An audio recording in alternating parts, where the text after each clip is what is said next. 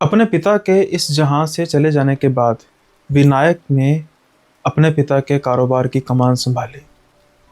काफ़ी छोटी उम्र में उनको काफ़ी बड़ा बोझ पड़ गया था, लेकिन इस काबिल बच्चे ने उस बोझ को उठाया। ना सिर्फ उस बोझ को उठाया, बल्कि बखूबी से अपनी जिम्मेवारियों को निभाया भी। दिन दूनी रात चौगनी होने लग पड़ी। बिजनेस बड़ा होने लग पड़ा। एक छोटा सा घर था, फिलहाल वो भी छोटा ही था, लेकिन बिजनेस काफ़ी बड़ा हो चुका था। विनायक की शादी हुई, बच्चे हुए। भाग दौड़ में कभी ये ख्याल ही नहीं आया कि यार घर बड़ा ले लेना चाहिए। गुजारा शायद हो रहा था, लेकिन अब बच्चे बड़े हो रहे थे। इनकी बेटी थी स्मृति, जिसकी उम्र अब कुछ 12 वर्ष के आसपास हो चली थी, और एक छोटा बेटा था 8 साल का। पत्नी से डिस्कस करते हैं, माँ से डिस्कस करते हैं, फिर प्रोग्राम बनता है कि ऐसा करते हैं, कोलकाता के किसी पॉश एरिया में अच्छा सा फ्लैट या अच्छा सा घर ले लेते हैं, जो हमें अच्छी कीमत पे मिलेगा, लोकेलिटी अच्छी होगी। अब ये मकान ढूंढना शुरू करते हैं। दूसरी ओर ये एक छोटी सी गलती ये भी कर लेते हैं कि इस मकान को सेल पे लगा लेते हैं। हालांकि इस चीज़ की अभी इनको ज़रूरत इतनी थी नहीं, क्योंकि बिजनेस इतना अच्छा चल रहा था कि किसी तरीके की पैसे की कोई समस्या थी नहीं।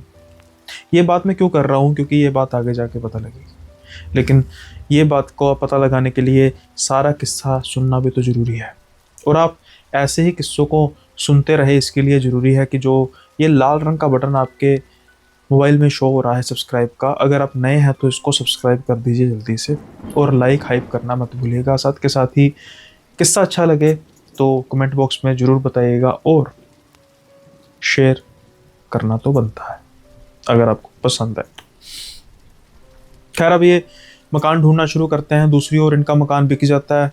पहले तो इनकी ये सेटलमेंट हुई थी जो नए ओनर से कि हम कोई बात नहीं, आप मकान ढूंढ लीजिए, कुछ 6 महीने का या कुछ का रहा होगा।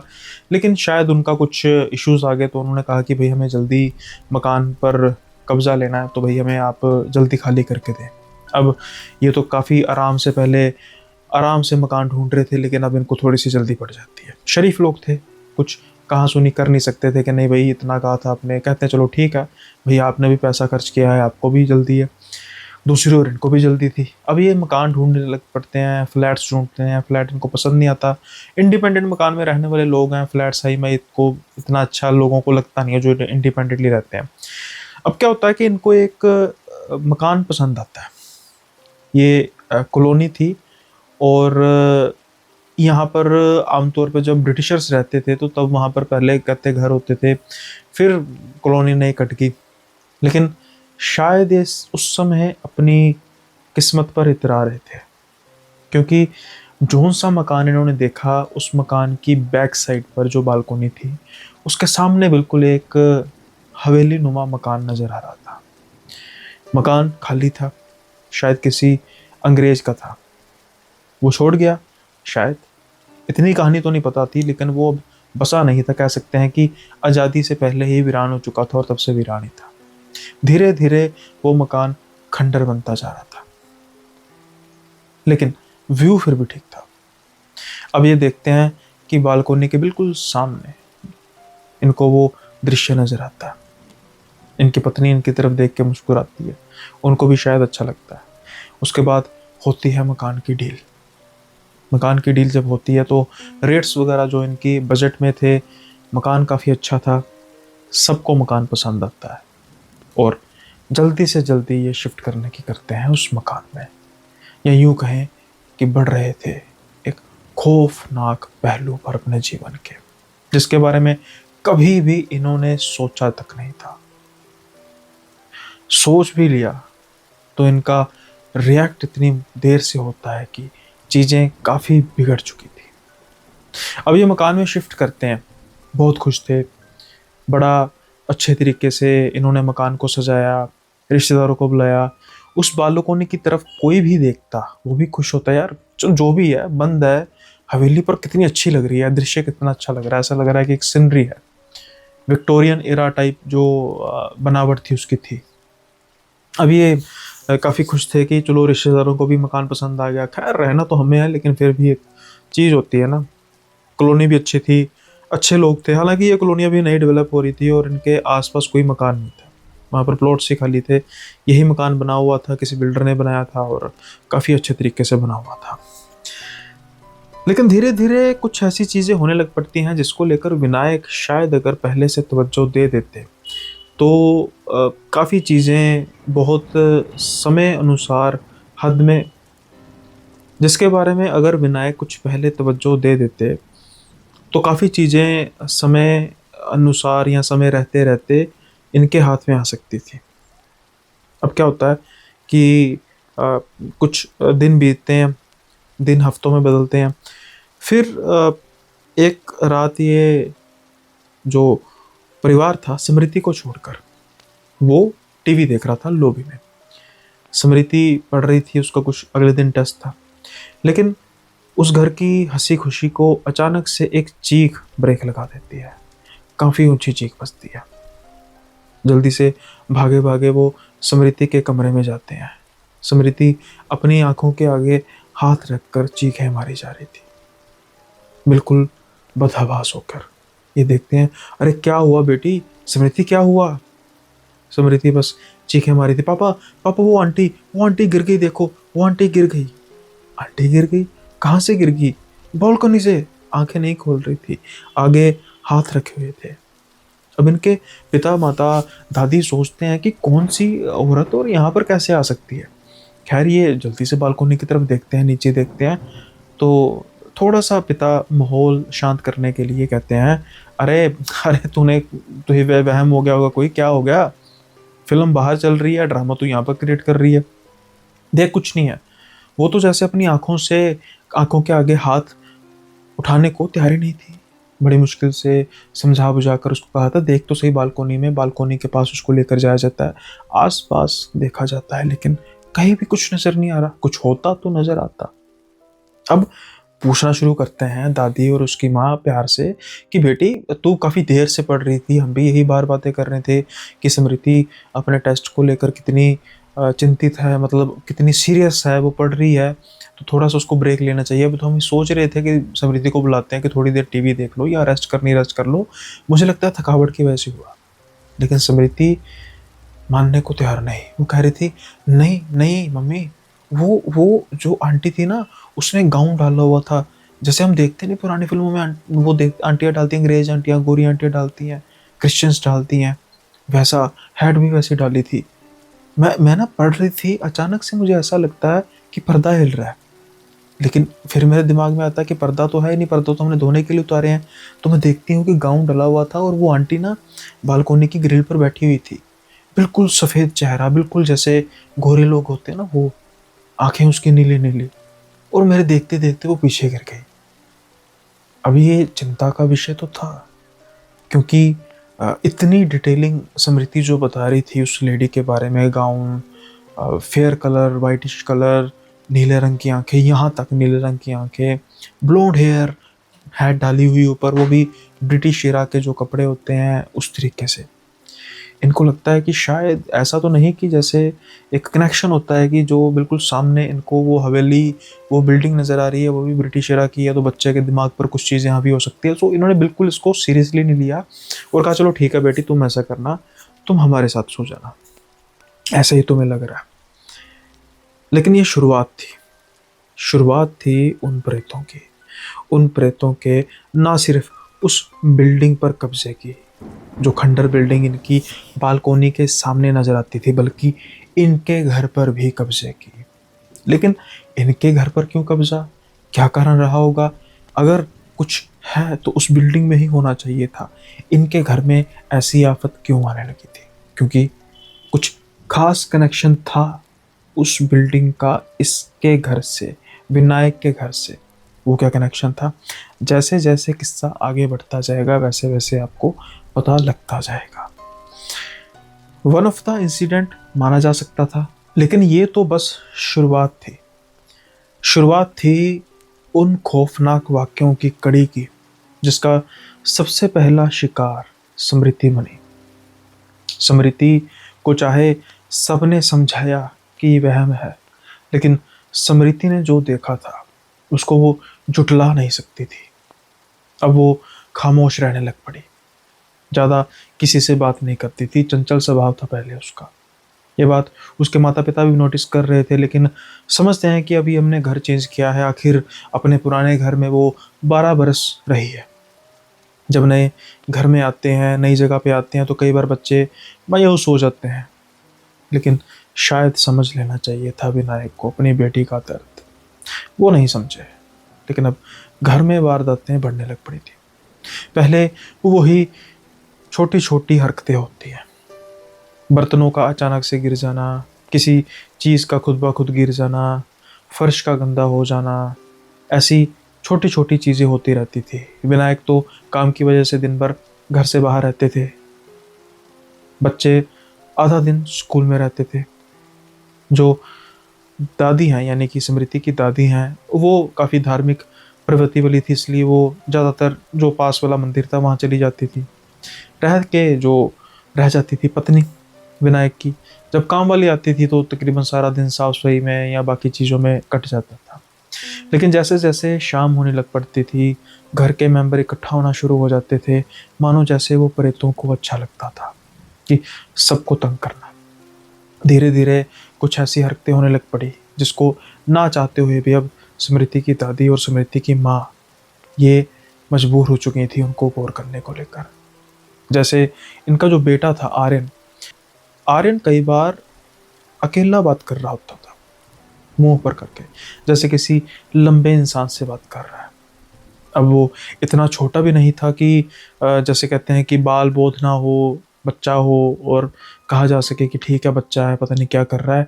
कई बार उससे पूछा जाता तो वो कहता पता नहीं मम्मी, मुझे ऐसा लग रहा है यहाँ पर कोई खड़ा है। मैं उनसे पूछता हूँ अंकल आप कौन हैं? आप कैसे हैं? यहाँ पर क्या कर रहे हैं? ये हमारा घर है। कई बार मुझे हँसने की आवाज़ आती है। मुझे लगता है कि जैसे कोई अंकल है इस घर में।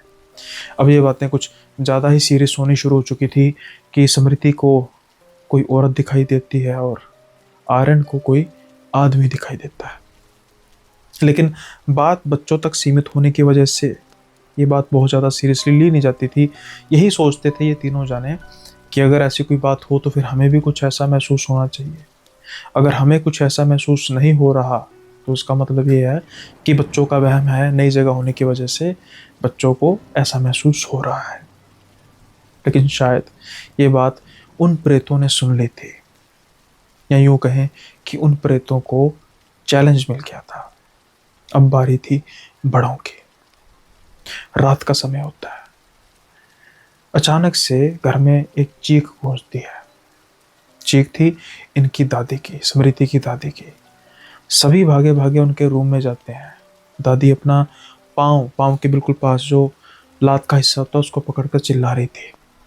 अब ये सारे देखते हैं तो देखते हैं कि बहुत बड़ा निशान, जख्म जैसा निशान पड़ा हुआ था। पूछते हैं कि क्या हुआ? तो दादी कहती हैं पता नहीं, मैं रात को सो रही थी और मुझे ऐसा लगा कि किसी ने मेरी टांग को पकड़ा है। इतना दर्द हुआ मुझे जैसे किसी कांटीली चीज़ ने जैसे पकड़ा। अब उस समय भी इनका जो ध्यान है विनायक का इसी चीज़ पर गया कि कोई जानवर आ गया, कोई ऐसा जानवर आ गया जिसकी रैशेस हो चुके हैं, जिसकी वजह से वो जल्दी से लाइट जलाकर, टॉर्च वगैरह जलाकर बेड के नीचे आसपास ढूंढना शुरू करता है, लेकिन कुछ नहीं मिलता। और उसकी माँ कह रही थी कि बेटा मुझे किसी जानवर का महसूस नहीं हुआ, बाकायदा मेरा पाँव जो है किसी ने पकड़ा है, किसी इंसान जैसी चीज़ ने। अब देखकर भी नहीं मान रहे थे विनायक खास तौर पर।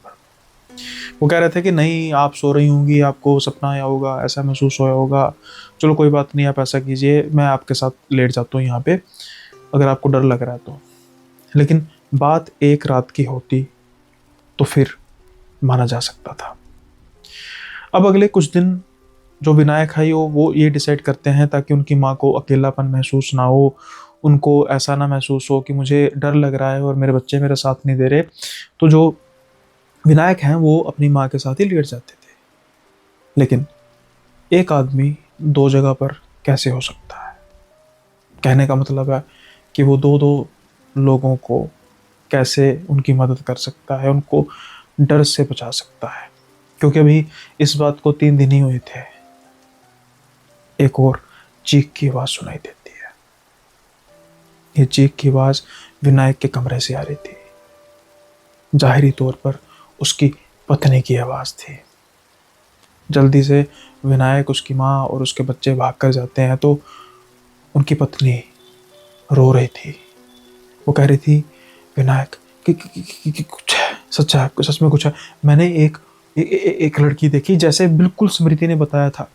मैं सो रही थी, अचानक मेरे ऐसा लगा किसी ने मेरे बाजू उठाए और पीछे किए हैं। बड़े ही सर्द हाथ थे, बड़े सर्द हाथ थे मम्मी, मैं आपको बता रही हूँ, बड़े ही सर्द हाथ थे।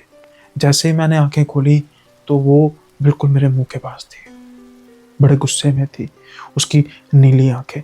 मैं पहचान गई कि यही स्मृति ने देखी थी। जैसे ही मैंने चीख मारी वो अचानक से गायब हो गई। विनायक किस किस को झुठला सकता था। विनायक के अलावा घर में 4 लोग थे। चारों के चारों कुछ ऐसा देख चुके थे, कुछ ऐसा महसूस कर चुके थे कि जिसको झुठलाया तो नहीं जा सकता था। लेकिन विनायक, शायद वो भी इस चीज़ की सीरियसनेस को समझना शुरू कर चुका था, लेकिन जितना उसने पैसा खर्च किया था इस घर को लेकर, क्या कहा जा सकता है। लेकिन एक दिन फिर वो भी आता है जब विनायक देखता है वो सच जो शायद उसका देखना बहुत जरूरी था। क्योंकि अगर ना देखता तो उसकी नाक के नीचे इतना कुछ हो जाता, बाद में वो सिर्फ पछतावा करता रह जाता कि आखिर मैंने पहले क्यों तवज्जो नहीं दी। विनायक वही बालकोनी के बाहर खड़ा था जहां से वो घर दिखाई दे रहा था। आज मौसम में थोड़ी सी करवट ली थी, बारिश हो रही थी, बादल गरज रहे थे। सामने वो हवेली देखने में भयानक लेकिन मनमोहनी लग रही थी। विनायक चाय पी रहा था और उसको ऐसे देख रहा था जैसे फिल्म चल रही थी। लेकिन अचानक से उसका ध्यान जाता है बिल्कुल नीचे वाले फ्लोर पे, ग्राउंड फ्लोर पे। वहां से कोई निकलता है, शायद कोई जानवर था, क्योंकि वो जानवरों की तरह ही भाग रहा था। देखते ही देखते वो उस हवेली की बाहर की दीवार को टापता है। अभी भी अंधेरा होने की वजह से शायद उनको ये महसूस हो रहा था कि बंदर है, ये इतना बड़ा बंदर है, यहाँ पर इतने इतने बड़े बंदर भी हैं। अरे भाई, मुझे पता, बात करनी पड़ेगी, कॉलोनी वालों से बात करनी पड़ेगी। सोसाइटी के ये बच्चों को, हमलावर बच्चे पर हो सकते हैं, लेकिन इससे पहले कि ये कुछ और सोच पाते, वो जल्दी से इनके घर के बिल्कुल पास एक बिल्डिंग तैयार हो रही थी, एक और घर बन रहा था। वो उसके बिल्कुल दीवार के पास आता है और जानवरों की तरह चढ़ता है। इन्हें तो तब पता लगता है जब वो बिल्कुल इनके पैरेलल होता है, इनकी तरफ देख के हंसता है, उसकी आंखें चमकती हैं, बिल्कुल इंसान लग रहा था, लेकिन काफी बिगड़ी हुई हालत में, और छत को देखते ही देखते टाप जाता है। इनके हाथ से कप गिर जाता है। कप गिरते ही इनकी पत्नी जो रूम में बैठी हुई थी जल्दी से भागती हुई इनको कहती, क्या हुआ आपको? लेकिन विनायक अभी कुछ कहने की स्थिति में था ही नहीं। जो वो देख चुका था उसको अपनी आंखों पर विश्वास नहीं हो रहा था, लेकिन जो उसने देखा था वो बिल्कुल सच था। कोई फिल्म नहीं थी, कोई भ्रम नहीं था, वो था सत्य। सत्य उस हवेली का, सत्य इनके घर का। अचानक से विनायक गिर पड़ता है। इनकी पत्नी ऊंची चीख मारकर बुलाती है सबको, मम्मी जल्दी से आओ, देखो उन्हें क्या हुआ है, जल्दी से आओ, डॉक्टर को फोन करो, मुझे लगता है ना कार्डियक अरेस्ट है। लेकिन विनायक जस्ट एक हाथ का इशारा करता है, कुछ नहीं, मैं ठीक हूँ, मुझे अंदर लेके जाओ जल्दी, और इसको बंद करो, इसकी खिड़की को बंद करो। जल्दी से धीरे धीरे वो खुद हिम्मत करके उठता है, अंदर बैठता है। मौसम सुहावना था, कुछ सर्द भी था, पंखा बंद था, लेकिन अब पंखा भी चलाना पड़ा और एसी भी, क्योंकि विनायक के माथे से पसीने इस तरीके से बह रहे थे जैसे मानो कोई झरना। जल्दी से उसका पसीना साफ किया जाता है। उसकी माँ पूछती है, बेटा क्या हुआ? तो विनायक कहता है कि तो जो इस घर में हो रहा था, मतलब कि कुछ ना कुछ तो सच्चाई है इसमें। अभी वो दोनों बच्चे भी साथ में बैठे हुए थे। शायद बात करना सही नहीं था। इसकी माँ कहती है, मैं समझी नहीं बेटा, क्या हुआ, क्या देखा? नहीं नहीं नहीं, कुछ नहीं, मैं तो वैसे ही कह रहा था, मुझे वो आज मैं सामने देख रहा था, बारिश की वजह से ना बड़ी भयंकर सी लग रही है, बड़ी डरावनी सी लग रही है हवेली। बस यही कह रहा था। शायद उनकी पत्नी और उनकी माँ इस बात को समझ आती है और इंतज़ार होता है कि अब बच्चे सोएं और उसके बाद फिर हम बात करें। जब बच्चे सो जाते हैं तो फिर उसके बाद बात की जाती है कि विनायक ने जो देखा। उसके बाद और भी कई बातें खुलती हैं कि हाँ, छोटी मोटी चीज़ें होती रहती हैं, हम सिर्फ आपके डर की वजह से उसको आपको बताते नहीं, लेकिन ये सब कुछ हो रहा है, ज़रूर इस घर में कुछ ना कुछ है। हमें किसी बड़े पंडित जी को, किसी को बुलाना चाहिए। अब विनायक सोचते हैं कि मुझे नहीं लगता कुछ ऐसा करने की ज़रूरत है। ये मैं बात आसपास के मोहल्ले के या मैं आसपास के लोगों से पूछने की, अरे किससे पूछोगे, ये नई कॉलोनी है, कोई कितना पुराना होगा, क्या इस हवेली से पुराना कोई होगा? अगर कुछ होता तो आसपास में गॉसिप तो होनी थी। मुझे लगता है कि हमारा घर बिल्कुल सामने है, उसकी वजह से। अरे नहीं, ऐसा नहीं है। खैर, अब ये थोड़ी सी बहस होती है, जैसे तैसे रात कटती है। अगले दिन विनायक अपने काम में बिजी हो जाता है और कुछ उसके दिमाग में वही फ्लैशबैक्स तो चल रहे थे, लेकिन फिर भी उसको काम के बीच में भूल जाता है। शाम के समय में विनायक सोचता है कि कुछ माहौल को अच्छा बनाया जाए, तो इसलिए वो बाहर से पिज्ज़ा वगैरह ले आता है और कहता है कि भैया आज बाहर का खाना खाएंगे। लॉबी में सारे बैठते हैं कि कोई मूवी देखते देखते जो है अपना फास्ट फूड वगैरह जो भी खाएंगे। लेकिन आज वो होने वाला था जिसको महसूस करके एक साथ सबकी रूह कांप गई। कॉमेडी मूवी चल रही थी, सभी हंस रहे थे बेतहाशा। वैसे तो हंसने की आवाज़ें ज़्यादा से ज़्यादा 5 की होनी चाहिए, 5 लोग तो थे, लेकिन कुछ समय बाद ऐसा महसूस हो रहा था कि वहाँ पर 5 लोग नहीं, 5 से कई ज़्यादा लोग हैं। कुछ भारी आवाज़ें जो कभी इन्होंने सुनी नहीं थी, कुछ सुरीली आवाज़ें जो इनकी पत्नी के अलावा किसी और की नहीं हो सकती थी, लेकिन एक इंसान 2 आवाज़ों में कैसे हंस सकता है? कुछ बच्चों की आवाज़ें, कुछ बूढ़ों की आवाज़ें। ये एकदम से सभी चुप करते हैं, लेकिन उसके बावजूद भी हंसने की आवाज़ें आ रही थी। ये सब एक दूसरे की शक्ल देख रहे थे। बच्चे रोने लग पड़े। अचानक से जो पंखा तेज तेज घूम रहा था एकदम से बंद हो जाता है, एकदम से, बिल्कुल स्टॉप, जैसे किसी ने स्टैचू कर दिया हो। जैसे ही ये परिवार वाले देखते हैं, अब ये बर्दाश्त से बिल्कुल बाहर हो चुका था। ये क्लियर सिग्नल था कि कोई ना कोई तो है इस मकान में, और वो एक नहीं है, तो पूरे के पूरी बारात है। ये जल्दी से अपने दोस्त को फ़ोन करते हैं जिसके साथ इन्होंने सुबह बात की थी कि भाई ऐसा कुछ महसूस हो रहा। तो उसने कहा था कि मेरे जानकार हैं पंडित जी, मैं उससे बात करूंगा। ये जल्दी से फ़ोन करके कहते हैं कि भाई बुला ले, बस अब बर्दाश्त से बाहर हो गया। उसका दोस्त विनायक का काफ़ी ज़्यादा प्रिय दोस्त था, तो वो भी ज़्यादा टाइम वेस्ट नहीं करता, पंडित जी को फ़ोन करता है, इमरजेंसी करता है। पंडित जी कहते हैं चलो साथ में। अब जैसे ही पंडित जी आते हैं, पंडित जी घर के अंदर आते हैं, सारा घर अच्छे से देखते हैं और कहते हैं आपसे कुछ बात करनी है मैंने। कहते करो। नहीं, बाहर जाके, घर के बाहर जाके वो कहते हैं कि ये मेरे बस का काम नहीं है।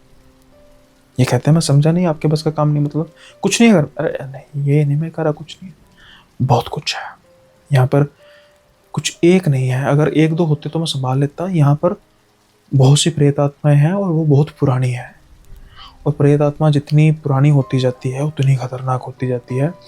मैं कुछ को तो संभाल सकता, लेकिन यहाँ पर ना कुछ ठीक नहीं है। अब ना ये कहते हैं कि मैंने आपको कुछ दिखाना है, आप मेरे साथ चलेंगे? कहते हैं क्या दिखाना है? दिखाता हूँ। बैकयार्ड पे लेके जाते हैं और सामने वो हवेली को दिखाते हैं। ये कहते हैं कि हमें लगता है कि सिर्फ इस हवेली की वजह से कुछ ऐसी चीज़ें हो रही हैं। तो पंडित जी कहते हैं इस हवेली का इतिहास क्या? कहते हैं हमें नहीं पता, देखने में तो ये लगती है कि अंग्रेज़ों की रही होंगी, जब देश आज़ाद हुआ होगा छोड़ छाड़ गए होंगे तब कि उसके बाद। क्या आपको ऐसा लगता है कि हमारे देश में ऐसी ज़मीन कब्जे से रहित हो जाए? क्यों है ऐसा कि ये हवेली ऐसे ही खंडर बनी है, किसी ने आज तक कब्जा नहीं किया? सोचने वाली बात थी। ये कहते हैं चलो मैं इसके बारे में पता करूंगा, लेकिन अब आप बताइए कि आपने तो हमें और डरा दिया कि प्रेत आत्मा। कहते कुछ नहीं, मैं कुछ उपाय करके जाता हूँ जिससे कुछ जो ये आपके घर में छोटी मोटी हरकतें हो रही हैं कुछ समय के लिए तो टल जाएंगी, लेकिन परमानेंटली इसका नहीं होगा। मैं अपने गुरुजी से बात करूंगा और उनको मनाने की कोशिश करूंगा। वो आते नहीं हैं, बहुत कम आते हैं, लेकिन अगर आपकी किस्मत अच्छी हुई तो फिर वो आएंगे। बुजुर्ग हैं काफ़ी। खैर, अब ये बात होती है और उसके बाद थोड़ा बहुत ही उपाय करते हैं। गंगा जल का जो है वो सारे घर में करते हैं और कहते हैं कि बिल्कुल घर में सफाई रखनी है, बर्तन वगैरह जूठे नहीं होने चाहिए। घर में अगर मांस मदिरा यूज़ हो रही तो वो बिल्कुल नहीं आनी चाहिए। जो ये नहीं करते थे, इनकी इनकी मछली वगैरह तो चलती थी, जो आमतौर पे मतलब कलकत्ता के लोग उसको नॉन वेज नहीं मानते, लेकिन वो भी मनाही थी उस चीज़ की भी। और साथ के साथ ही कुछ इन्होंने कहा था कि हर एक कमरे में बजरंगबली जी की और माँ काली की फ़ोटो होनी चाहिए। और कुछ उपाय थे वो सारे इन्होंने करने शुरू कर दिए और पंडित जी चले गए। अब कुछ दिन पंडित जी के कहे अनुसार बिल्कुल ठीक हुआ कि कुछ ऐसा महसूस हुआ नहीं, हल्का फुल्का था, लेकिन उसकी आदत इनको पड़ चुकी थी, कुछ बड़ा नहीं हुआ। और इन बिटवीन इन्होंने फिर इस हवेली के बारे में पता करना शुरू किया, सिक्योरिटी गार्ड वगैरह से बात की, तो फिर पता लगा कि जो ये हवेली थी 1900 तकरीबन 39 में यहाँ पर एक बहुत धनी परिवार रहता था अंग्रेजों का। कोई इनका आपसी विरोध था, मतलब किसी अंग्रेज ने ही एक रात सबको जहर देकर मार डाला। जब परिवार सारा मृत पाया गया, परिवार आसपास लोगों में दहशत फैल गई। उसके बाद इस हवेली को कब्जा करने की कोशिश की, लेकिन कोई भी इस हवेली में रहता वो ज़्यादा दिन जिंदा ना रहता। या तो उसके साथ बुरा होता या तो फिर उसके आसपास किसी चाहने वाले के साथ। देखते देखते ये हवेली की धूम फैल गई। कुछ ही सालों में हवेली खंडर हो गई। जब हवेली खंडर हो गई, लोगों ने आना जाना छोड़ दिया, तो ये सारी की सारी बातें बस इन पर मिट्टी पड़ गई। अब ये बात तो समझ में इनको आ चुकी थी कि हो ना हो इस हवेली में कोई दिक्कत तो है, और यहाँ के जो हो सकता है मरे हुए लोग, उनके आत्माएं भटक रही हों हमारे घर में, लेकिन हमारे घर के साथ इनका क्या ताल्लुक है, ये चीज़ नहीं पता लग रही थी। खैर, अब कुछ दिन बाद फ़ोन आता है इनको इनके दोस्त का कि पंडित जी आने के लिए मान चुके हैं। वो कह रहे हैं कि मैंने ध्यान लगाया और यहाँ पर जो भी स्थिति है बड़ी विकराल है और मेरा आना ज़रूरी है। ये बहुत खुश हो जाते हैं। अब जब पंडित जी आते हैं, वो इन सबको बिठाते हैं और कहते हैं जो भी सोच किसी ने करना है, जो भी किसी ने मतलब अपना कोई काम करना है कर लो। जो ये दायरा है इसके अंदर एक बार बैठ के जो मर्जी हो जाए, उठना नहीं है। अब जैसे जैसे पंडित जी शुरू करते हैं अपना जाप, वैसे वैसे ही वो प्रेत रंग दिखाना शुरू करते हैं। सबसे पहले विनायक और उसके परिवार को ये महसूस होता है कि घर हिलने लगा है, जैसे भूकंप आया हो। दीवारें कांप रही थी, क्रैक्स पड़ रहे थे, मानो ऐसे जैसे घर टूटने वाला हो। बच्चे रोने लग पड़ते हैं, लेकिन ये किसी तरीके से मनाते हैं इनको कि भाई ये सब कुछ धोखा है, माया है, कुछ नहीं हो रहा। पंडित जी ने कहा था कि बिल्कुल भी उठना नहीं। जो भी उस दायरे से उठ के बाहर जाएगा वो सीधा और सीधा मौत का सामना करेगा, उन प्रेतों के गुस्से का सामना करेगा। तकरीबन 5 घंटे चले उस अनुष्ठान में। ना जाने कितनी ही बार इनको वो नजर आए, वो सारा परिवार नजर आया, बड़े ही भयंकर चेहरों में, बड़े ही विकराल रूपों में, अलग अलग तरीके के छल किए, लेकिन जैसे तैसे करके उस परिवार ने भोगा। और उसके बाद जब सफल हुआ अनुष्ठान, तब उन्होंने कहा कि अब आप उठ के किसी ने फ्रेश होना हो सकता है, फिर मैं आपको बताऊंगा कि ये प्रेत यहाँ पर आकर कर क्या रहे हैं। अब जब पंडित जी ने सारा अनुष्ठान किया, उस दौरान वो चीखें आई। चीखें आने के बाद अब ये कहते हैं इनको, विनायक को कहते हैं कि ज़रा मेरे साथ चलो, 1-2 घंटे और लगेंगे। ये सोचते हैं कि मैं समझा नहीं। कहते मैंने कहा ना। ये उसी खंडर में जाते हैं, वहाँ पर भी कुछ अनुष्ठान करते हैं, और ऐसे ही महसूस इनको होता था जैसे अनुष्ठान के दौरान हो रहा था, लेकिन कुछ समय बाद वो चीखें मानो उन दीवारों में कहीं घुस ही गई। फिर पंडित जी दोबारा घर आते हैं। अब वो बताना शुरू करते हैं कि दरअसल आपके घर का इनके साथ क्या लिंक है। पंडित जी ने कहा कि आपको कहानी का तो सारा बता दिया होगा। कहते जी बता दिया। आपके घर के साथ ये लिंक है कि उन सब की कब्रें इसी ज़मीन में खुदी थी जहाँ पर अब आपका घर है। जब उनका देहांत हुआ, यह भी ज़मीन उनकी थी और यहाँ पर उनकी कब्रों को खोदा गया। वो ब्रिटेन का बड़ा प्रतिष्ठित था परिवार, बड़ा जाना माना परिवार था वो। और जब अंग्रेज यहाँ से गए तो फिर उनमें से जो उनके वहाँ के रिलेटिव थे उन्होंने यहाँ से कब्रें रीलोकेट कर दी वहाँ पर, कि भाई यहाँ पर अब कौन आएगा। तो यहाँ से बाद में कब्रें रीलोकेट होगी, लेकिन वो आज भी इस ज़मीन को भी अपना हिस्सा ही मानते थे और यहाँ पर वो किसी को कैसे बसने दे सकते थे। इसलिए ख़ास तौर पर इसी ज़मीन पर जहाँ पर अब आपका घर है, कभी उनकी कब्रें हुआ करती थी, आपको इसलिए इतना परेशान करते थे। लेकिन अब घबराने की बात नहीं, जो ये खंडर की दीवारें हैं वो अब उसमें कैद हो चुके हैं, वहाँ से बाहर नहीं जाएंगे। कल को ये खंडर टूट जाता है बिल्कुल पूरी तरीके से, तब भी वो आपके घर नहीं आएंगे। लेकिन मेरी एक छोटी सी सुजेशन है कि ये घर चाहे आपको सीधे तौर पर नहीं, लेकिन थोड़ा सा इनडायरेक्टली आपके बच्चों को परेशान करता रहेगा, तो कोशिश करना जब भी आपका हो कभी कभी डील मिले तो उसको बेच जरूर देना। ये आपको अब वो उतने उस तरीके से आपको संतुष्टि नहीं देगा आत्मिक, जैसे कि इंसान को अपने घर में आने के बाद होती है। ये सुनने की देर थी, ये उसी दिन उस घर को सेल के लिए लगा देते हैं। कुछ 8-9 महीने बाद वो घर बिक जाता है। जब तक ये सेल पे लगा के रहते हैं तब तक ये रहे कि भाई प्रॉपर्टी की वैल्यू डाउन ना हो जाए कि भाई क्यों घर छोड़ के चले गए। लेकिन आज भी ये घर उनको हॉन्ट करता है, डराता है। ना ही सिर्फ ये, बल्कि सामने वाली वो हवेली भी, क्योंकि अब उस हवेली का राज इनके पास है कि वहाँ पर दीवारों में प्रेत कैद है, उन्हीं लोगों के जो कभी उस हवेली में जिंदा थे, और उन्हीं लोगों के प्रेत जो कभी इनके घर पे आए, तांडव मचाया, जहाँ कभी इनके घर की ज़मीन के नीचे वो कब्रें थी। आज वो प्रेत उस हवेली में कैद है, कलकत्ता की उस हवेली में। आई होप किस्सा आपको पसंद आया होगा। पसंद आया तो लाइक शेयर सब्सक्राइब जरूर कीजिएगा। अब हम बढ़ते हैं अगले किस्से की ओर। सुधीर बिहार का रहने वाला है। पूर्णिया के कुछ ही दूर उसका एक छोटा सा गांव है। वो पढ़ने लिखने का शौकीन, लेकिन माली हालात अच्छे नहीं उसके। अब धीरे धीरे बड़ा हो रहा था, पढ़ाई लिखाई में शौक तो था, लेकिन उसके लिए पैसों की ज़रूरत होती है। बड़ी मुश्किल से ग्रेजुएशन की। उसको फ्यूचर तो ये पता था कि भाई रह दे के ज़्यादा से ज़्यादा अब कुछ जो घर की ज़मीन है, अगर नौकरी ना मिली तो सिर्फ वही, उसी से गुजारा करना होगा। लेकिन अब उससे गुजारा होने नहीं वाला था। जैसे जैसे महंगाई चरम पर पहुंच चुकी थी, गरीबी बढ़ती जा रही थी, वो ज़मीन इतने लोगों का पेट भर नहीं पा रही थी। अब इसी सोच में सुधीर रहने लग पड़ा कि पढ़ाई लिखाई का फ़ायदा भी नहीं, और सुधीर यहीं पर पढ़ना बंद नहीं करना चाहता था। वो आगे भी पढ़ना चाहता था, पोस्ट ग्रेजुएट करना चाहता था, लेकिन मन में ये भी संशय आता था कि भाई पढ़ लिख कर भी क्या होगा। हालांकि पढ़ाई उसका शौक था।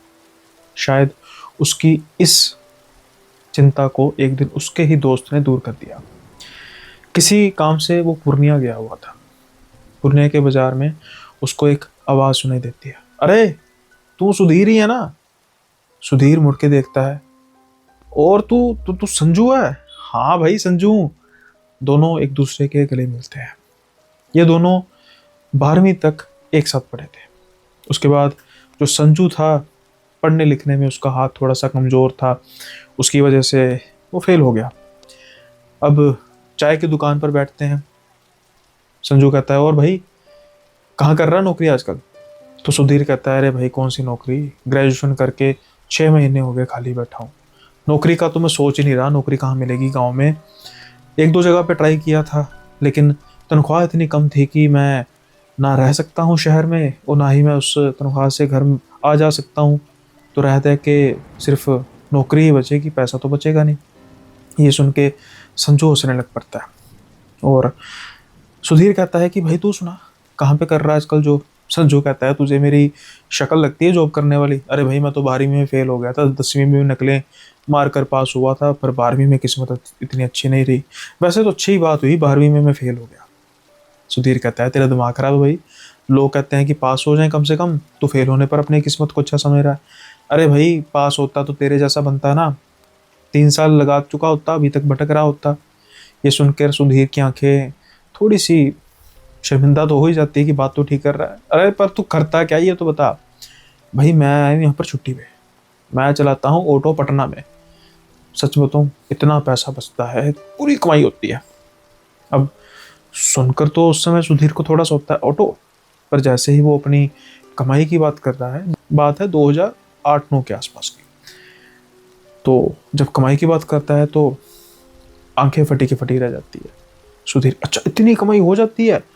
पर यार ऑटो तो, अरे ऑटो क्या, ऑटो कैसे तूने लिया, उसका तूने खर्चा कैसे निकाला? अरे भाई ऑटो लेना थोड़ा होता है, किराए पे मिल जाता है। अच्छा किराए पे मिल जाता है, कैसे? अरे भाई मेरे एक जानकार थे चचा, उनकी सिफारिश से मुझे ऑटो मिल गया, महीने के महीने किराया देते हैं, बाकी जो भी होता है भाई रेंट रूंट होता है सारा अपना होता है। अरे भाई अच्छी कमाई होती है, बहुत अच्छी कमाई होती है। हाँ यार वो तो दिख रहा है। अरे भाई ये तो रेगुलर कमाई है, जब कोई त्योहार आता है, छठ वगैरह आती है, दिवाली आती है, गुरु पर्व आता है, तब तो भाई पूरी कमाई होती है, पूरी पूरी। अच्छा यार ये तो ठीक है फिर। और रहता कहाँ पे है? अरे भाई कमरा है, वहां पर हम 2 जने रहते हैं। एक बात बोलो, तीसरे के लिए भी जगह है, तू कहे तो बात करूं, ऑटो किराए पे दिला देता हूँ तुझे मैं, तू भी ऑटो चला। अब ये सोचता है पूर्ण, अब सुधीर सोचता है यार पढ़ लिख कर ऑटो, लेकिन बात तो सारी कमाई की है। तो सुधीर कहता है कि इतना तेरे जैसे कमा लूंगा? अरे 2-4 महीने में तो कमाने लग पड़ेगा। ऑटो वैसे मैं स्कूटर तो चला लेता हूँ, अरे वो वैसे ही ऑटो चलता है बस, तू चिंता क्यों कर रहा है? तू ऐसा कर, मेरी बात सुन, तू मेरा भाई है, तू मेरा दोस्त है, मेरे साथ तू चल पटना। वहां पर तू 10 दिन, 15 दिन, 20 दिन, जितने दिन तूने ऑटो मेरे साथ बैठकर सीखना सीख ले, और रास्ते पता कर ले आसपास के जितने भी है। मेन तो स्टेशन पर बैठना होता है, बस स्टैंड पर बैठना होता है, तुझे रास्ते रूस्ते जो मेन मेन रास्ते है वो मैं बता दूंगा। उसके बाद तू हमारे साथ रह, रहना खाना तेरा फ्री है। उसके बाद में पैसे देने होगा दे देगा, नहीं तो भाई कोई बात नहीं, तू समझ कि मेरा तू मेरा भाई है, कोई बात नहीं। एक बार तुझे ऑटो अच्छे तरीके से चलाना आ गया, रास्तों का पता लग गया, 10 दिन ले, 15 दिन ले, 20 दिन ले, कोई बात नहीं, महीना ले, उसके बाद मैं तुझे ऑटो किराए पे दिला दूंगा, तेरा मीटर शुरू। अब सुधीर को बात तो अच्छी लगती है, लेकिन वो सोचता है कि अगर घर वालों को मैंने बात कही तो कभी भी घर वाले मानेंगे नहीं। लेकिन घर वालों को ये बात कहनी ही क्यों कि मैं ऑटो चलाऊंगा? मैं तो ये कहूंगा कि मैं तो नौकरी करने जा रहा हूँ।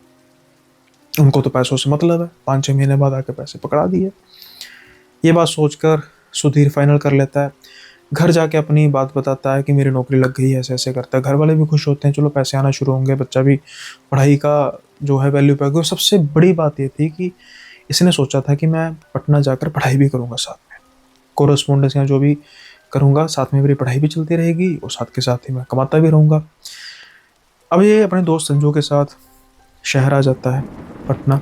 पटना आने के बाद कुछ दिन मन लगा के ये सारे रास्तों को अच्छे तरीके से नापता है, जो मेन मेन रोड होते हैं, एक नक्शा भी ले लेता है रेफरेंस के लिए पटना का। आसानी से, दिमाग तो तेज था ही, आसानी से उसको पता लग जाता है। ऑटो पहले भी मतलब स्कूटर चलाना आता था, ऑटो चलाना भी अच्छे तरीके से सीख जाता है, और संजू की सिफारिश पर इसको मिल जाता है ऑटो। जब ऑटो मिल जाता है बहुत खुश होता है, और अब उसका मीटर भी शुरू हो चुका था। जहाँ पर संजू रह रहा था वहाँ पर एक लड़का और रह रहा था, रवि। अब ये 3 वहाँ पर रह रहे थे, रवि, संजू और सुधीर। अच्छे से रह रहे थे, साफ सुथरा कमरा रखते थे, संजू को जो पसंद था। संजू दिन में 2-3 घंटे निकाल कर अगले साल के लिए तैयारी करना शुरू कर चुका था, बुक्स वगैरह उसने ले ली थी, और उसकी कमाई कहीं ना कहीं संजू से भी ज़्यादा होने लग पड़ी। क्योंकि जैसे संजू तो पढ़ा लिखा नहीं था, इतनी उसको सेंस नहीं थी, लेकिन दूसरी और सुधीर को बोलने का भी तरीका अच्छा था। जो अच्छा पढ़ा लिखा कोई आता था और कोई इनकेस फॉरेनर आता था, तो उसको उस तरीके से अच्छे तरीके से इंग्लिश में बात कर लेना, सब कुछ ठीक तरीके से डील करता था। उसकी वजह से अच्छा उसका चल रहा था।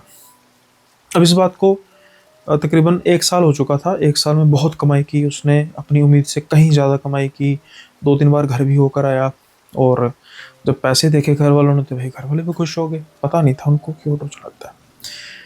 अब क्या होता है कि फ़ोन वगैरह भी ले लेता है, तब तो फीचर फ़ोन ही ज़्यादा यूज़ होते थे, घर वालों को भी ले लेता है कि भी बात क्या करूँगा। अब क्या होता है कि एक दिन संजू कहता है, अरे बात सुन, घर चलें?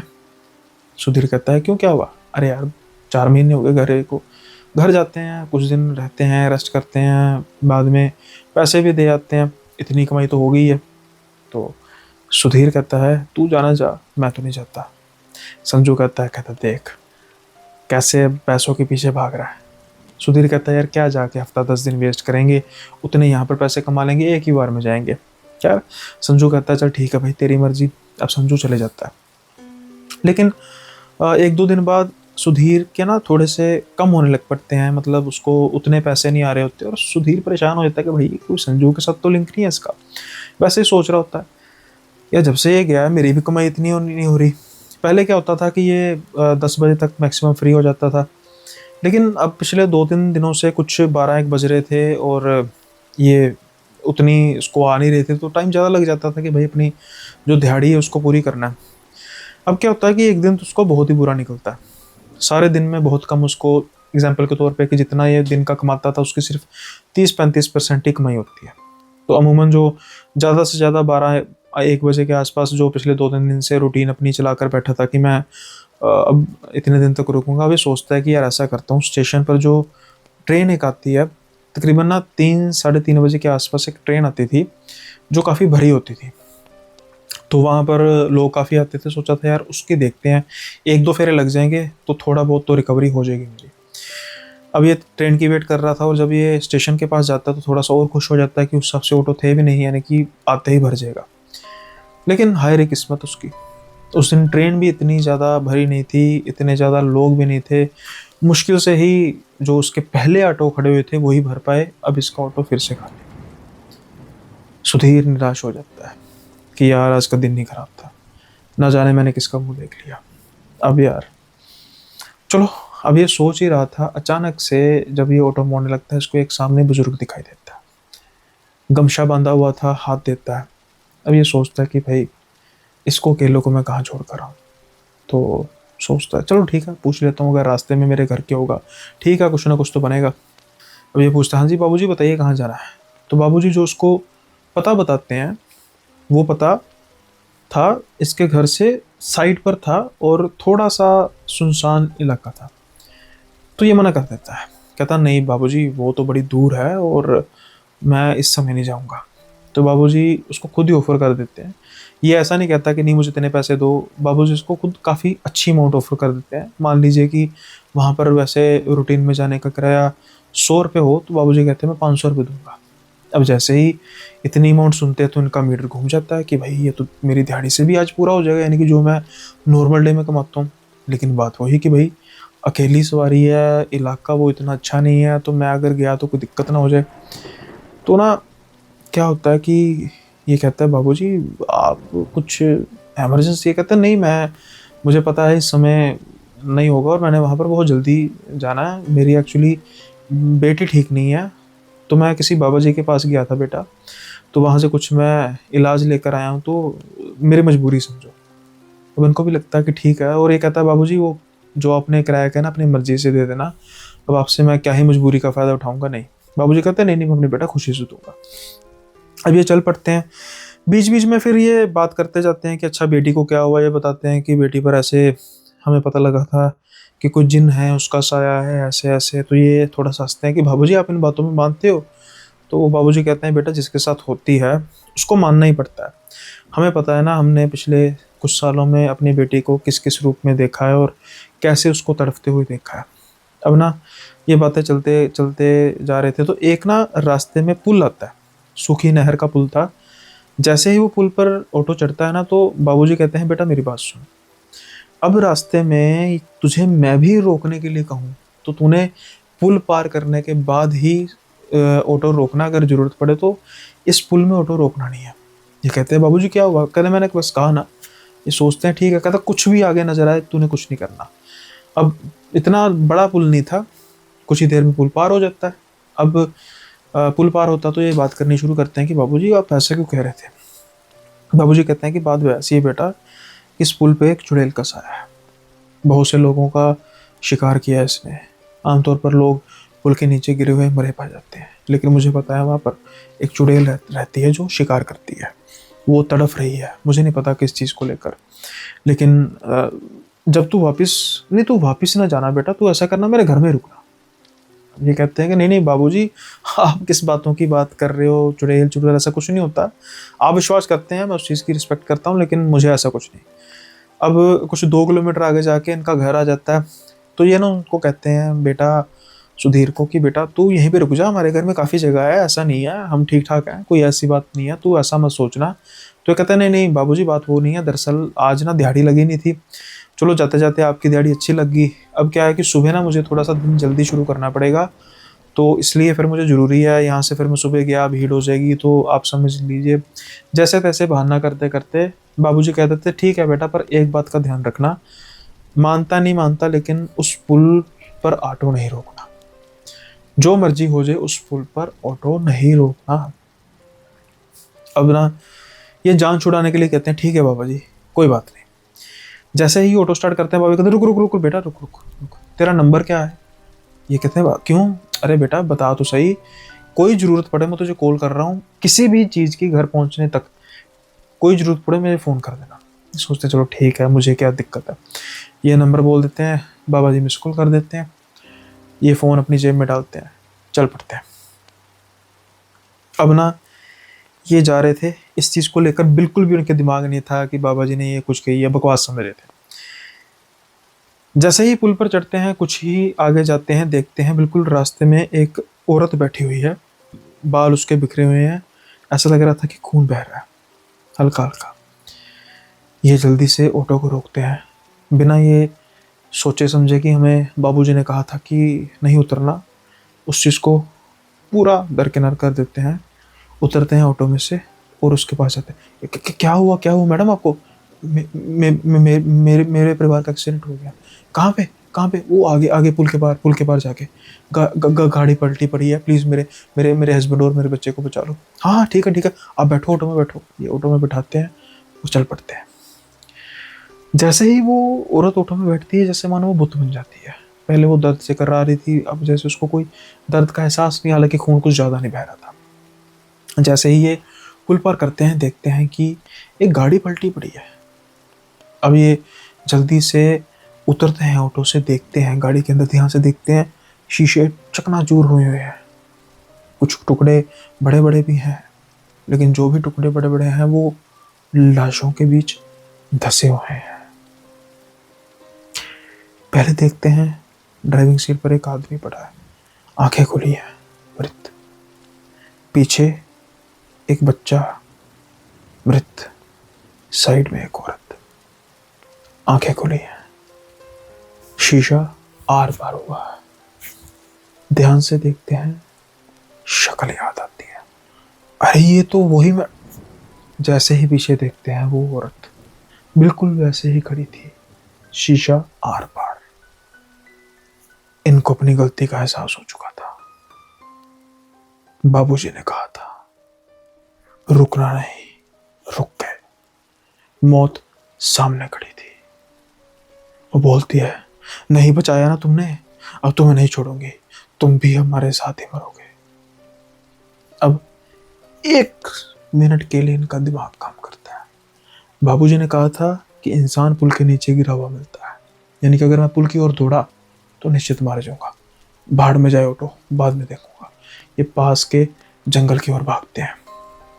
अब इनको पीछे किसी के भागने की आवाज़ आ रही थी, मानो जैसे वो प्रेतनी इनका पीछा कर रही है। भागते भागते फ़ोन लगाते हैं, अंकल मर गया मैं, आपकी बात नहीं मानी, वो मेरे पीछे पड़ी है, मुझे बचाओ। अंकल कहते हैं कोई बात नहीं बेटा, फ़ोन ऑन रख, स्पीकर पे लगा। अब अंकल कुछ मंत्र पढ़ रहे थे, शायद हनुमान जी से रिलेटेड कोई मंत्र था। वो कह रहे थे बस बेटा भागते जाना, पीछे मुड़ के नहीं देखना, कोई भी रास्ता है कोशिश करना, सड़क पर भागना, पक्के रास्ते पे भागना, भागते रहना, थक जाएगा तो चलने लग पड़ना, लेकिन रुकना नहीं है, पीछे नहीं मुड़ना। मैं मंत्र जपता जाऊंगा, बैटरी नहीं डाउन होनी चाहिए। नहीं बाबा बैटरी फुल है, चिंता मत करो। ये चलते जाते हैं, तब तक चलते जाते हैं जब तक सुबह नहीं हो जाती। जैसे ही सूर्य की पहली किरण आती है, बाबा जी बोलते हैं अब तुम रुक कर पीछे मुड़ के देख सकते हो। जब ये पीछे मुड़ के देखते हैं, वो आवाज़ें भी बंद हो चुकी थी, पीछे कोई नहीं था, बस सूर्य की लालिमा थी। एक नई सुबह सुधीर की ज़िंदगी की भी। अब सुधीर को कहते हैं कि अपना ऑटो ले आ बेटा, ऐसे इससे पहले कि प्रेत से तो बच गया, चोरों को निशाना न बन जाए तेरा ऑटो। ये जल्दी से भागते हैं। गनीमत थी कि उस समय आसपास लोग कुछ खड़े थे, देख रहे थे भाई ऑटो किसका है, मेरा ऑटो। ये थोड़ा सा हड़बड़ाते हैं, कहते हैं पता नहीं यहाँ पर मुझे कुछ जानवर नज़र आया तो मेरी चलाने की हिम्मत नहीं, कुछ भी एक्सवाइजी बहाना करके ऑटो मोड़ के बाबा जी के पास ले जाते हैं। अब जब ये बाबा जी के पास जाते हैं तो बाबा जी थोड़ा सा गुस्से भी होते हैं कि बेटा तुझे कहा था हमने, तू माना नहीं, बता, बड़ों की बात को मान लेना चाहिए। ये माफ़ी वगैरह मांगते हैं। फिर ये कहते हैं कि जो जो दृश्य उन्होंने देखा कि एक ऐसी गाड़ी पलटी हुई थी, ऐसा ऐसा उन्होंने देखा। बाबा जी कहते सच में कहूँ, मुझे इतना पता था कि चुड़ैल कोई है जो ऐसे करती है, मतलब लोगों का शिकार, लेकिन ये नहीं पता था कारण। शायद मुझे भी आज कारण पता लग गया कि कोई एक्सीडेंट हुआ था जिसमें एक परिवार की मौत होगी, और वो जो औरत है शायद किसी ने मदद नहीं की होगी और उसके गुस्से में ही वो शिकार करती है लोगों का। फिर वो अपनी बेटी का भी किस्सा बताते हैं कि क्या क्या मेरी बेटी को हुआ था, क्योंकि अब उन्हें भी पता लग चुका था कि ये तो विश्वास कर चुका होगा कि क्या क्या हो सकता है किसी के साथ। सारा किस्सा बताते हैं कि कैसे उनकी बेटी किसी कब्रिस्तान में चली गई थी, बस ऐसे ही दोस्तों के साथ यानी सहेलियों के साथ, और वहाँ से उसके पीछे एक जिन लग गया जिसने कितने साल बर्बाद कर दिए उनकी बेटी के। फिर एक बाबा जी हैं पंजाब में, तो इनके बारे में पता लगा, उनके तरफ से इलाज चल रहा है जो कई सालों में नहीं हो सका, वो कुछ ही हफ्तों में हो चुका है। और मैं तकरीबन हर 15-20 दिन बाद जाके कुछ वो बबूत देते हैं जो उनकी बेटी के माथे पर लगाते हैं, तो फिर वो थोड़ा सा उसको फ़र्क पड़ना शुरू हो जाता है। खैर, अब इनको आभास हो चुका था कि ये कितनी बड़ी गलती कर रहे थे। अगर ये उस दिन गलती से पुल की तरफ भागते तो इनकी लाश भी वहीं पर होनी थी। उम्मीद है ये किस्सा भी आपको पसंद आया होगा। पसंद आया तो लाइक शेयर सब्सक्राइब जरूर कीजिए। और जाने से पहले, जैसा मैंने कहा कि नया एपिसोड अपलोड हो चुका है बच्चों का कब्रिस्तान, जिसका थंबनेल आपको स्क्रीन में नज़र आ रहा होगा। आप जरूर गो थ्रू कीजिए क्योंकि बेहद दिलचस्प है, और इसमें सच में मैं खुद भी हूँ। कहने का मतलब मेरी खुद की फुटेजेस हैं जो मैंने वहाँ पर कवर की है बच्चों के कब्रिस्तान में, और वहाँ का किस्सा क्या था वो मैंने वहीं पर बताया है, तो थोड़ा सा दिलचस्प होगा। साथ के साथ ही उत्तराखंड के थोड़े बहुत और भी किस्से थे जो मैंने बताए हैं वहाँ पर, तो प्लीज़ आप गो थ्रू कीजिएगा। और काफ़ी नए मेंबर्स भी जुड़ रहे हैं, ऐसा नहीं है कि कोई इंटरेस्ट नहीं ले रहा, क्योंकि एक बड़ा अच्छा आर्काइव बन रहा है। धीरे धीरे सिलसिला बढ़ता जाएगा, आपके भाई का चैनल ग्रो होता जाएगा आप सबकी सपोर्ट से।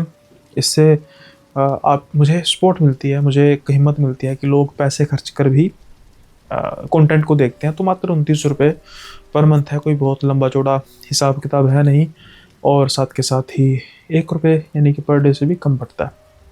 और अभी जल्दी सोचता हूँ कि सर्दियाँ आने वाली हैं, कहने का मतलब विंटर इज़ कमिंग, तो रात के समय में स्ट्रीम का सोचते हैं। मैं सेटअप तो तैयार कर रहा हूँ रात के समय में स्ट्रीम का। ऑफिस में नहीं करूँगा, घर पे ही थोड़ा सा उसका सेटअप लगाऊंगा।